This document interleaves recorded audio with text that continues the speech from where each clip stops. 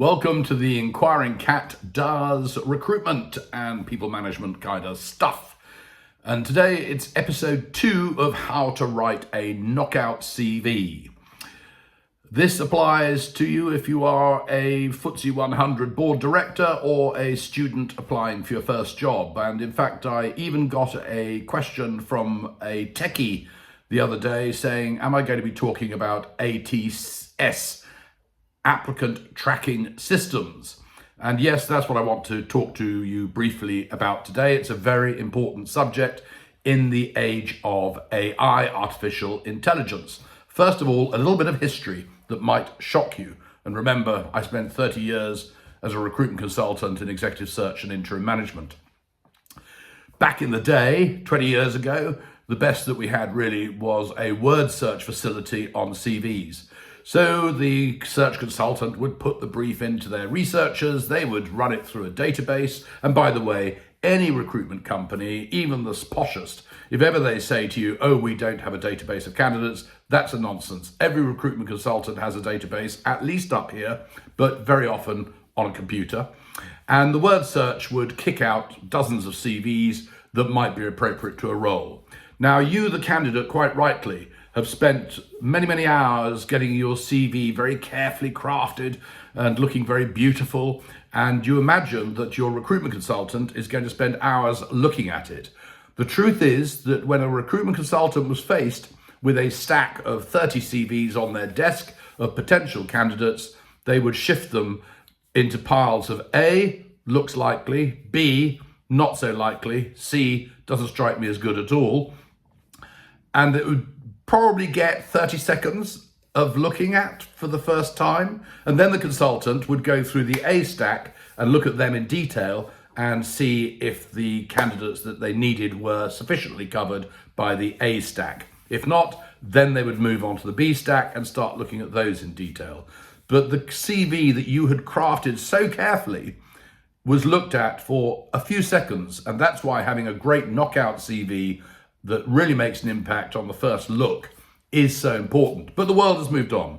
And now we have machine reading and we have artificial intelligence and applicant tracking systems. So what are my hot tips for making sure that your CV gets picked up well by the ATS system? Because it's not just tracking the candidates, it's actually reading your CV to get you into the system in the first place. First of all, any keywords or buzz phrases that are used in the job description, you want to reflect those in your CV because the AI is going to be looking for that in order to have a match for potential candidates. The second thing is, in terms of typeface, don't use a fancy typeface. Use a very simple, straightforward typeface like Verdana or Arial because the AI is much better at reading consistent typefaces. The second thing is, or third thing is layout. Have a very simple, conventional layout. People, particularly students, I find, they're very tempted to get all very creative and they have columns here and bits over there. AI gets confused trying to read all that, so don't do it. Have a very old-fashioned, simple layout of your CV, and you've got a much better chance that the AI will be able to read it easily. Don't use color in your CV because, again, AI is looking for consistent patterns. And if suddenly there is color dotted around the CV, they find that very hard to read. And you want to make sure that if you have any links to websites in your CV, don't put them in the middle of the body of a paragraph because AI gets confused at suddenly seeing that. What you want to do is put any links that you've got that are relevant to your application at the end of that relevant paragraph, and that will help you enormously. The only other thing to say about AI is, should you use AI to write your CV? Well, in the time that I've been lecturing students around how to create a knockout CV, AI has moved on exponentially. If you had put an AI written CV in front of a recruitment consultant about a year ago, I, for one, certainly could usually pick it up. It was fairly obvious. I would draw a parallel with photography. So if you look at the image I have for the recruiting cat, the inquiring cat does recruitment, that image was created by AI, and you know that when you look at it. And it used to be the same when you looked at a CV. It was pretty easy to spot. I would have to say today, it's much, much harder to spot a CV that's been written by AI. So the question is, should you do it? And the answer is, I think you could use AI to give you a template and an idea of what to do, but you have got to write your CV from your heart. Why? Because it's about authenticity. And if the AI system, the ATS system, gets you through to an actual face-to-face interview process and you sit down in front of the recruiter, if your heart is not in the text on your CV, you could well get caught out. So your personal passion and the language you use face-to-face should be similar to the language on the page. And if the computer has written all the page for you, you again could easily get caught out. And so it's great to be able to use AI as a tool, as an assistant.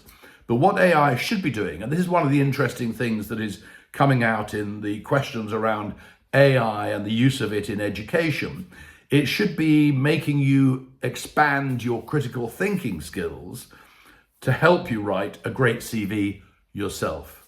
So that's my hot tips for using ATS systems or complying with ATS systems. It can be a brutal process. And I think I was told not long ago about an applicant, a graduate applicant, who put in an application to one of the major retailers, and they spent hours responding to the online form to go through the first stage of the application process. They pressed the send button, and before they could even hardly draw breath, they got a reply email saying, your application has been turned down. You're not the candidate we're looking for. And they were utterly, utterly heartbroken. It just so happens that applicant's father was an HR director who's a mate of mine. And he contacted the major retailer, who I won't name, to tell them what he thought of their process. They could have at least put a delay button in their system so that a CV that was being rejected was not rejected so quickly, so that the applicant might at least be fooled into thinking that the process had been worthwhile, putting in hours of effort responding to the questionnaire to start the process. And so if there are any recruiters watching, please bear in mind you're dealing with human beings. People have sensitivities, and you don't want to destroy and impact negatively the mental health, particularly of young applicants, by the process being too brutal, even if that means you artificially putting in some delay to make them feel that they've at least been looked at properly and not instantly rejected. There we go. Hot tip for today. If you're an applicant, good luck.